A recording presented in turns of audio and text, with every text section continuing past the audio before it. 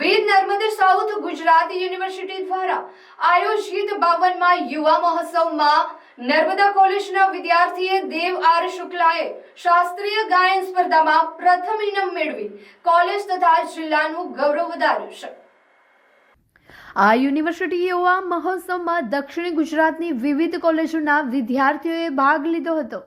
આ તમામ કોલેજોના વિદ્યાર્થીઓ વચ્ચે યોજાયેલી સ્પર્ધામાં ભરૂચના દેવ શુક્લએ પોતાની શાસ્ત્રીય ગાયકીને ઊંચી કળા અને આત્મવિશ્વાસ સાથે રજૂ કરી સમગ્ર દક્ષિણ ગુજરાત કક્ષાએ પ્રથમ સ્થાન પ્રાપ્ત કર્યું છે।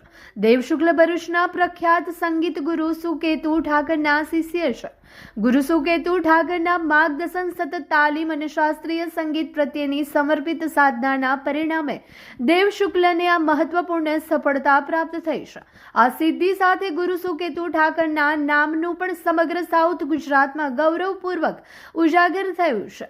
દેવ શુક્લની આ સિદ્ધિ બદલ નર્મદા કોલેજના સંચાલક મંડળ, પ્રાધ્યાપકો, સ્ટાફ તેમજ વિદ્યાર્થીઓ દ્વારા દેવ શુક્લ તથા તેમના ગુરુ સુકેતુ ઠાકરને અભિનંદન સાથે શુભેચ્છાઓ પાઠવી તેમના ઉજ્જવળ ભવિષ્યની કામના કરવામાં આવી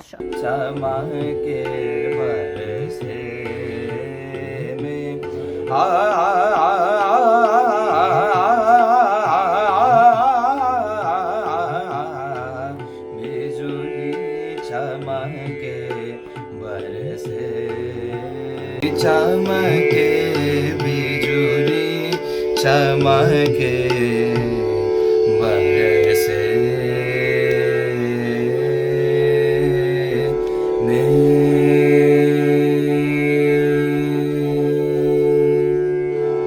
હું એમ તો 7-8 વર્ષથી સંગીત શીખું છું અને વિશારદ કર્યું છે। શ્રી સુકેતુભાઈ ઠાકર મારા સર થાય, એમની પાસેથી હું શીખેલો છું।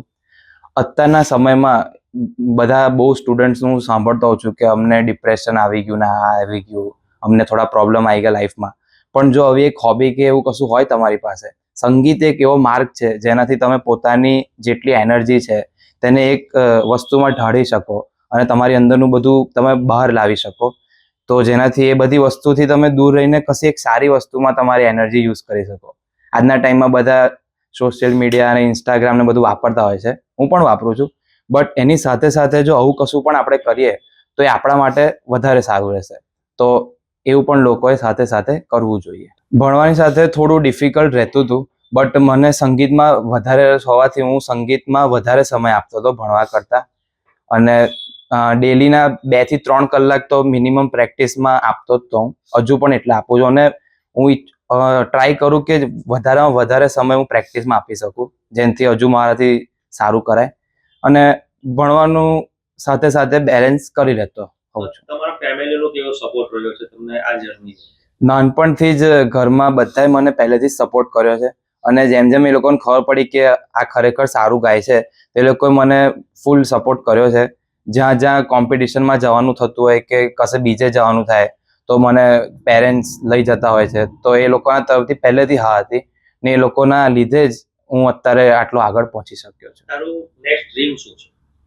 આગળ હું એ જ ઈચ્છીશ કે મારું એ ડ્રીમ છે કે સંગીત ક્ષેત્રમાં જ હું એક મારું નામ બનાવું, કે કાલે ઉઠીને બધા મને ઓળખે કે ભાઈ દેવ કરીને કોઈ છે જે બહુ સરસ ગાય છે અને મારા ગીતો ને બધું રિલીઝ થાય બહાર, એવી જ મારી ઈચ્છા છે।